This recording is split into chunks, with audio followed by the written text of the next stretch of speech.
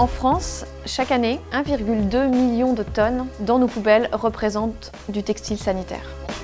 Face à ces chiffres, la couche lavable pour les bébés est une excellente solution. Un enfant, jusqu'à ses 3 ans, il va utiliser entre 4500 et 5000 couches.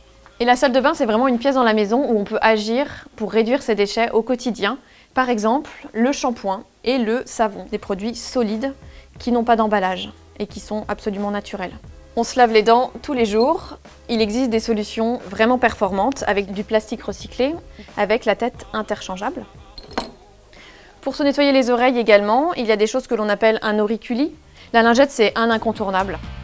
Et pour terminer, le déodorant, et qui est très facile vraiment à fabriquer soi-même.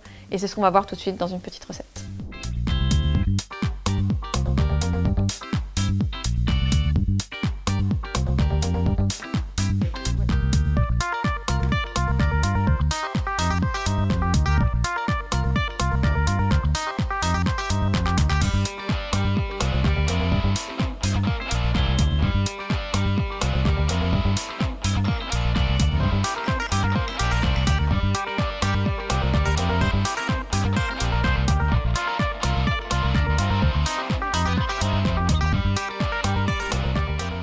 Moi, j'ai jamais été très tampon, j'ai toujours été très serviette. Devoir en jeter autant avec des flux abondants en un cycle, je trouve que c'était un petit peu déraisonné. Quand j'ai entendu parler des culottes menstruelles ou des serviettes hygiéniques lavables, je me suis dit pourquoi pas.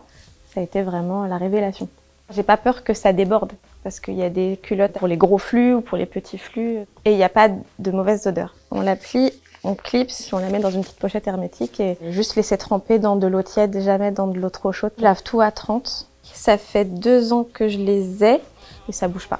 Si on voit sur du plus long terme, on fait vraiment des grosses économies.